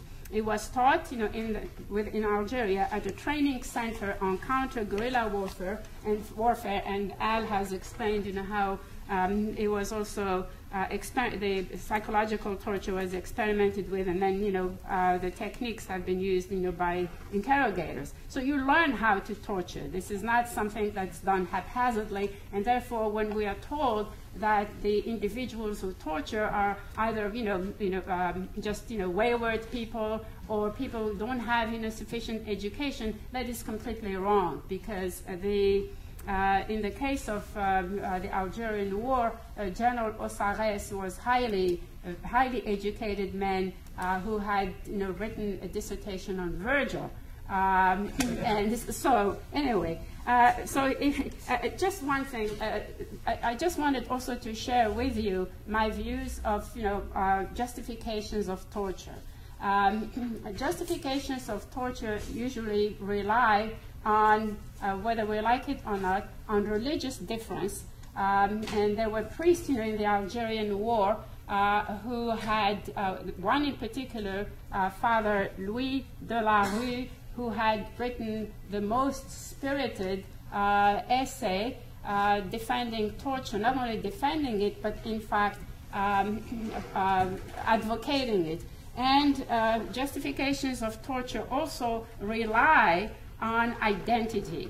It's how we are different. Our identity is different. Imperial identity as opposed to national identity. I was reading an article in the Sunday Times section 2 weeks ago about the situation of U.S. troops in Korengal in northeast Afghanistan, where the troops there were quoted as saying, "Look at them. Have you seen those, antique films about, antique Rome?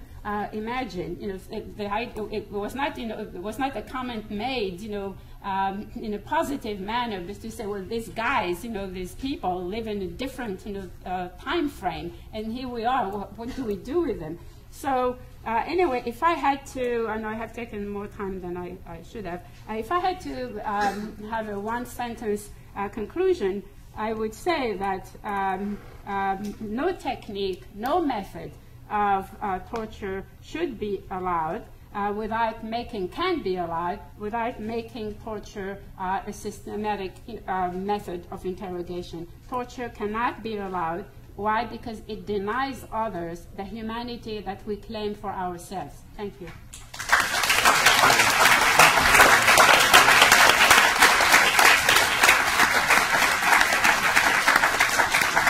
Thank you, Marnia. I'm going to get 4 questions at a time. And let's see. 1, 2, 3, 4. So this lady here, you're first. Okay. Okay, I wanted to know what the panel thinks of the role of the American Psychological Association in the legitimization of an interrogation or torture. The American Psychological Association, if you don't know, is the only association different from the American Medical Association, different from the American Psychiatric Association, and different from the American Anthropological Association, which has a position of a process of engagement.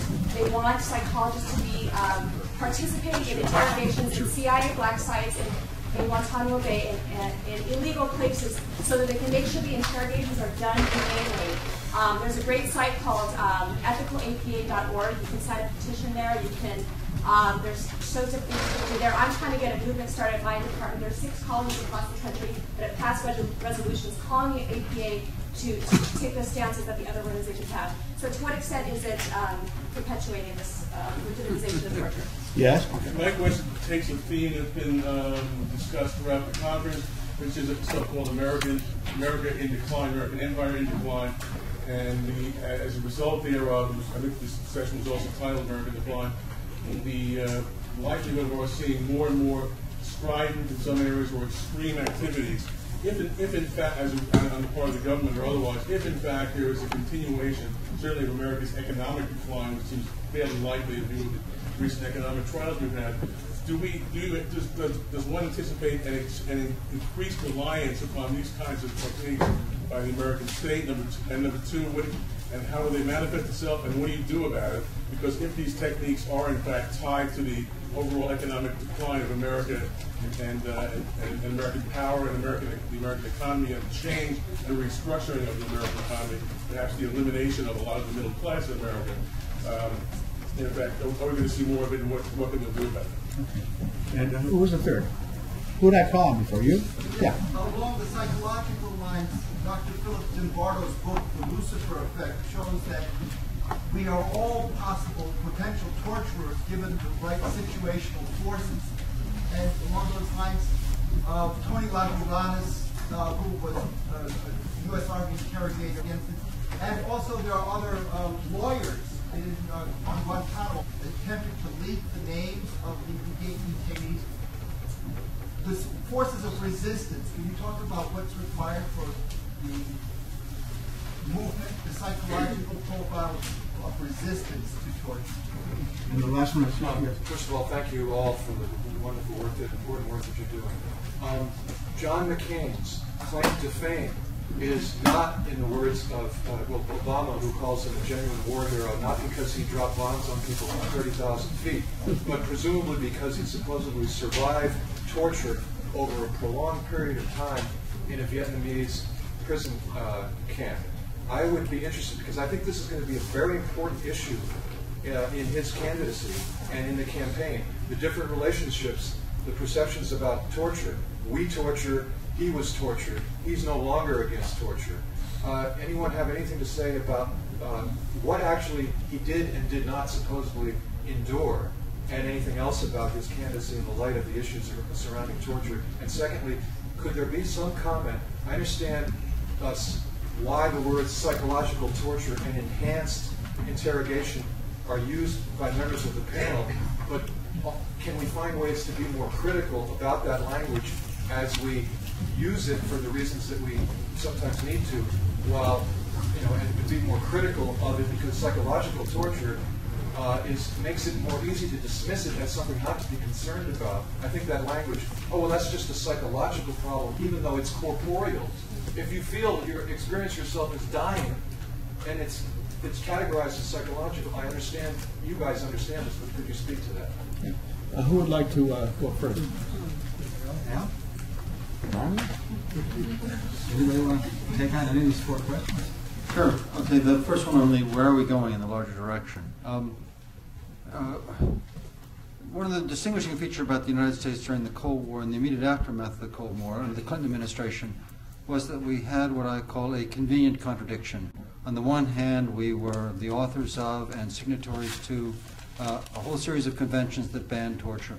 So publicly, we stood against torture and the abuse of human rights and for the rule of law. Covertly, through the CIA, we engaged in a method of plausible deniability in torture and propagation of torture. And the distinguishing feature, as Michael Ratner said about the Bush administration, has been as it decided to put aside collegial imperium, a collegial group of powers dominating the world, and to assert unchecked, unbridled, unilateral American power, they also broke out of this convenient contradiction and embraced torture as a legal instrument of the U.S. state. And I think what we're seeing in the campaign, which will come clearer as we move beyond the primary, particularly into the fall elections, is there'll be a debate over the nature of U.S. foreign policy. I think the Democrats will want to push us back to kind of Council of Foreign Relations, collegial transatlantic alliance, working with our allies, observing the rule of law, and perhaps abjuring these prerogatives, presidential prerogatives, to torture. And we'll go back to, that'll be the Democratic position, is going back to an older form of the exercise of U.S. power. And the Republicans, Bush, and they've gotten McCain to come on board as the price of the endorsement by the White House, to assert one, preemptive military action, unilateral exercise of U.S. power, the presidential prerogative as Commander-in-Chief, trumping all laws and treaties, including the right to torture. And so there's going to be, I think, although the language won't articulate it fully and clearly that will be the stakes in the fall election. And that will be the broader issues that we're going to be dealing with. Margaret, if you want to respond.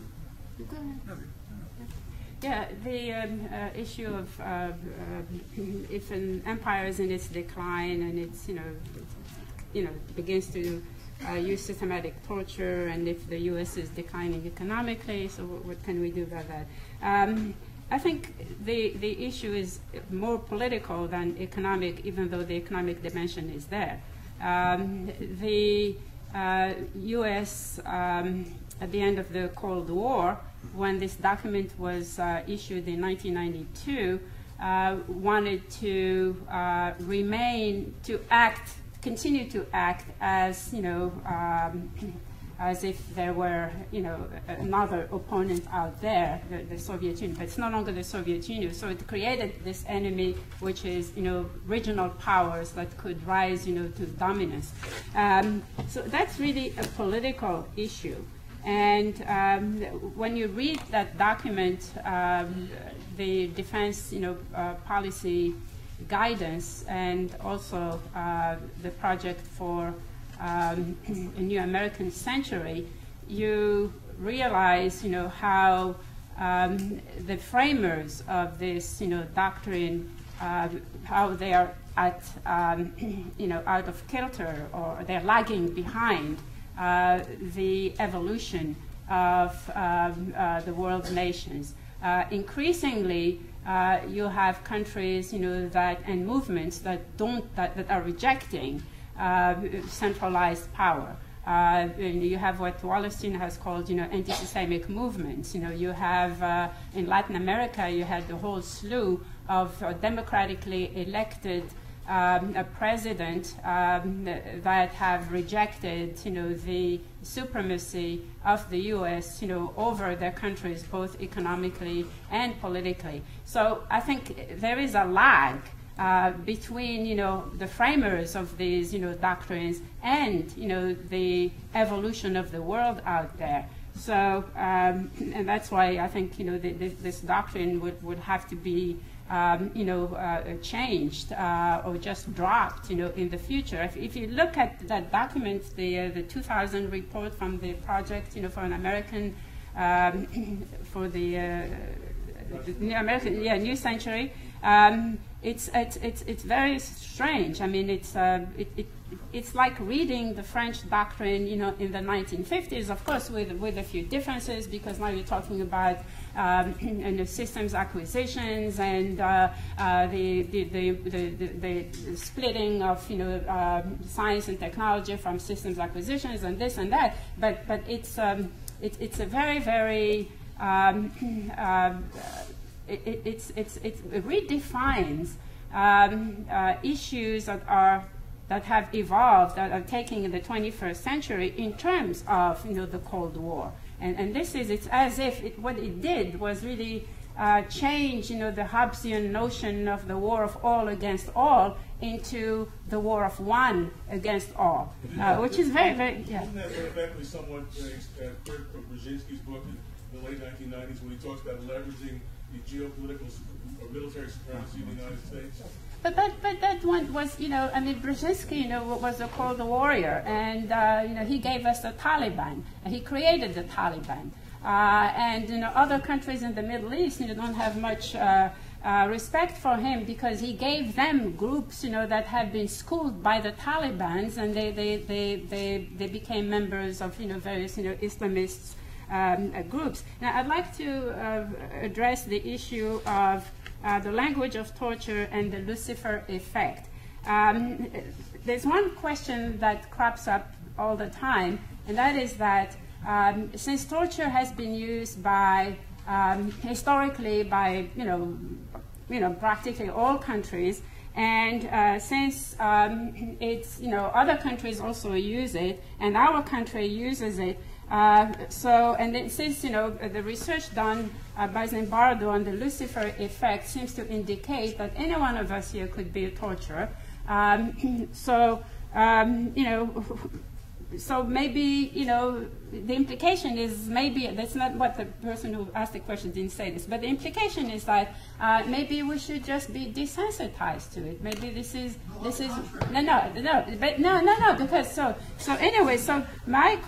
my answer is that this is precisely why, because anyone can be a torturer. And because torture is a tool, it's a strategy used by in wars of occupation, precisely because of these two reasons, torture should not be allowed. It has to be banned, and banned, once. Precisely because of these two reasons, torture should not be allowed. It has to be banned, and banned, once for all, and there shouldn't be any exception to it. We cannot, pick one method and choose another one. It has to be banned in total. And I think it's true. The gentleman who talked about the language of torture, and we have to really be very careful with that. The U.S., as you said, talks about enhanced interrogation, harsh interrogation. The French would talk about interrogatoire musclé. So you have muscles, one man, working his muscles out on another man, or interrogatoire sous contrainte. So the torture is, coerced into torturing a person. So this language of euphemisms is very, very dangerous. And we're using a lot of it today because all of us know that torture is not fun, and all of us know that torture is, anti-human. But we create this distance from us and what torture is, or the reality of torture, by using this language, and it becomes a semantic game. And I think you're absolutely right. All right, we're going to take one more round. The woman here, and the fellow way back there, and this fellow here, and the woman right here. Okay, so first. Well, I'd like to address you and thank you for the work you're doing and everyone in this room about a problem that I see with the left, that there are thousands of survivors and victims of MKUltra mind control program who were tortured, who are survivors of torture, and who were tortured by our government.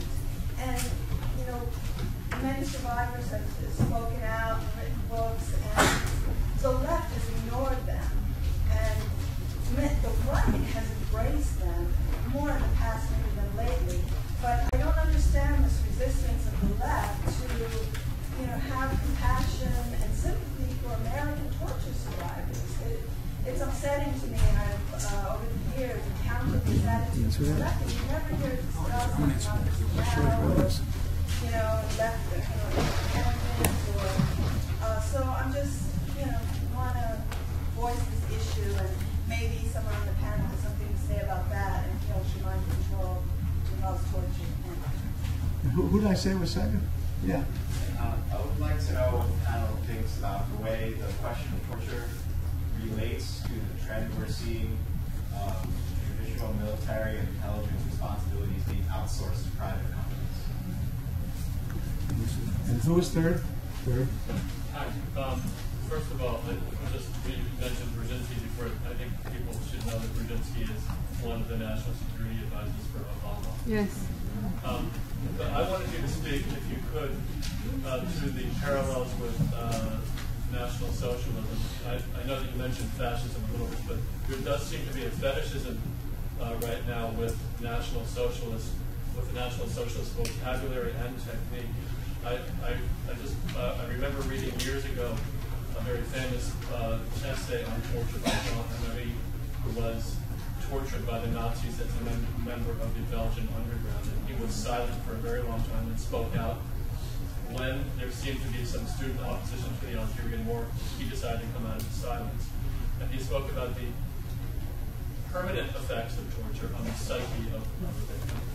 But more importantly, he talked about the fact that torture was routinely used by the National Socialists, by the Nazis,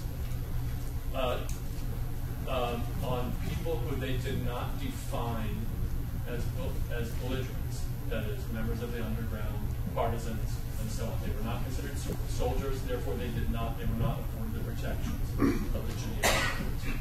So, are there any parallels here, and is it worth looking at? And there was one last question? Yes?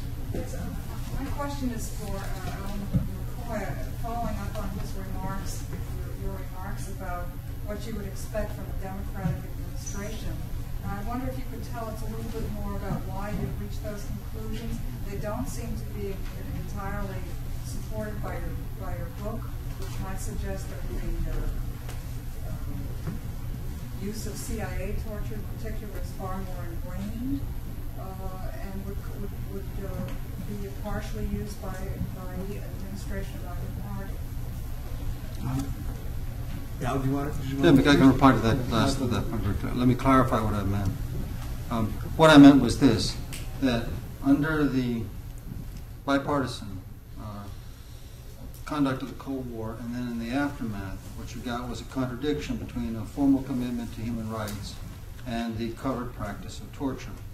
Under Bush administration, they resolved that contradiction by legalizing torture, right? Torture was conducted very elaborately during the Cold War. It was much reduced, of course, under President Clinton, but even after signing the UN Convention Against Torture, which has an explicit ban on extraordinary rendition, the Clinton administration was responsible for something like 75 renditions. Okay? And they rendered them to countries where they knew people would be tortured. Right? So immediately upon signing the treaty, the Clinton administration still used the CIA to conduct extraordinary rendition. What I'm saying is, I think we might go back from the blatant, overt embrace of torture as an instrument of U.S. policy, back to a covert use, more limited covert use of torture on presidential orders by the CIA and allied agencies. So it's not going to be an abolition. It's going to simply be a formal embrace of the rule of law, the UN treaty, and the covert use of torture, as we saw under the early Clinton administration. Right. The thing is, though, that by your own account, the definition of mental torture that is in the law that would permit anything except, shooting at Mary in the parlor, or whatever your example was, that so much is actually legal, formally legal. And Yeah, I think that's a big issue. I mean, I think that it's not just going to be, I think a Democrat in there will probably paper over a bunch of this stuff. And I say paper over it. They'll say we're not going to do water torture or something like that. But in fact, there is a whole, not only is there past practice that there's never been accountability for, so that's like a green light going forward, but there's also the laws that basically have been stripped and that are going to have to be changed significantly. And because it's so deeply ingrained that I just don't see it. As I said, on the surface, they're going to try and get along and say we've stopped water torture. You'll see the papers all abroad and all that. But in fact, a lot of it's going to be the same. I want to say a couple of the questions. The American Psychological Association question, which we didn't answer, because we represent Guantanamo people, we're very familiar with, obviously, what the American Psychological Association did. And what they did is they basically authorized their members to go to Guantanamo and be part of teams that I forgot the acronym exactly. It's the BISCUIT teams. I don't remember what it stood for. I know Behavioral Science Consultation Teams. The BISCUIT teams, and they actually designed the interrogation programs for the Guantanamo people. became a huge issue in the American Psychological Association. The group that decided it was made up of many government interrogators. Amy Goodman on a couple of Democracy Now! Shows really destroyed that group and what they were doing. But it's still going on, and they changed their policy a little bit, but not sufficiently, so it's still going on with psychologists and doctors. You know, one of our clients, Muhammad El-Khatani, as he was being tortured, he would faint, and they would have a doctor come up to him with a stethoscope to measure his heartbeat to make sure he had enough heartbeat to go on to the next phase. So it's psychologists and it's doctors. I think the other question we didn't mention, and I'd be interested still, on the McCain issue, you know, I actually don't know the answer as to what actually happened to McCain in Vietnam. And I've always wondered about it, because it's always assumed and it's always said McCain was tortured in Vietnam. I don't know what actually happened to McCain in Vietnam. I do know, as I said, that both in the Detainee Treatment Act as well as in the recent refusal to support applying the Army Field Manual, he is playing an extremely nasty role. On the other issue of Germany, you know, there are obviously more parallels than one would like between the way Hitler began in the 30s to start various techniques. He called them enhanced interrogation techniques. They didn't call them torture. They had a Homeland Security policy. They had a policy of protective custody, which is equivalent to Guantanamo. Many of those parallels are there. That doesn't mean that the underlying economic and social parallels are the same, but certainly the way that society was Hitler was articulating that society in terms of torture, there are a lot more similarities than one would want. The last question I want to talk about is outsourcing. We have a lawsuit that we started a while ago against Titan and Khaki, which we claimed were the outsourced interrogating companies that did some of the torture in Abu Ghraib. We've won one part of that case, but it's on appeal now. When I say won, they didn't dismiss the entire case. They can dismiss those cases if there's such a conjunction with the government that they said they have immunity. But in fact, even the U.S. reports on those, the internal investigations, laid some of the abuse onto those, or torture onto those private interrogation companies. I just want to call on myself because it's after 5 and we really should go. I think that the ultimate question is what should we do about all this? We're at a period in our history of great crises, obviously, not just moral, as we talked about here, but political and economic, ecological, nuclear. It really is a turning point. And I think with periods like these are also periods of great possibilities. So what to do?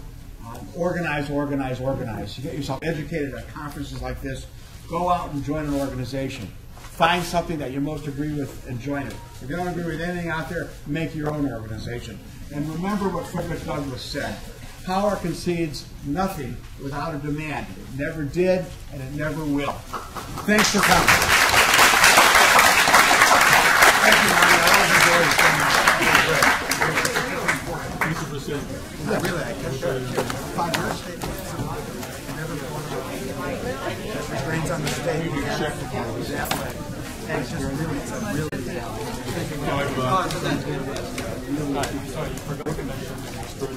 Thank you so much. Thank you. Change it all? I'm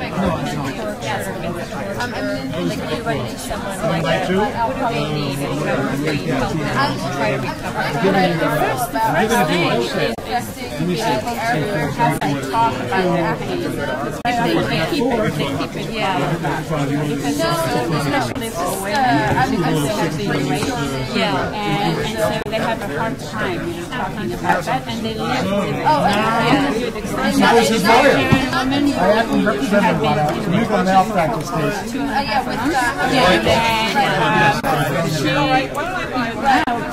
Michael. Yeah, just kind of where I'll see you tomorrow. she can't be about it. Yeah, because She can't go to the bathroom. yeah. I mean, she has to go like every 5 minutes. Right. And so for her, this was a difficult thing, you know, to cope with. For 40 years, she was silent. And, finally, just to be able to have someone to talk to and listen to is not judgmental. Because people around her were not listening. They said, okay, forget about it. It happened so many years ago. So I think understanding that the pain doesn't ever go away. I gave you $5 So all you can do is really listen. Provide when the person feels that it's okay to repeat things because they repeat things. Yeah, you don't say, I know, you told me that. You don't say that. Never. Yes. Thank you. I mean, it's just one way. I mean, there's so many other ways. Yeah. When you say you have a sense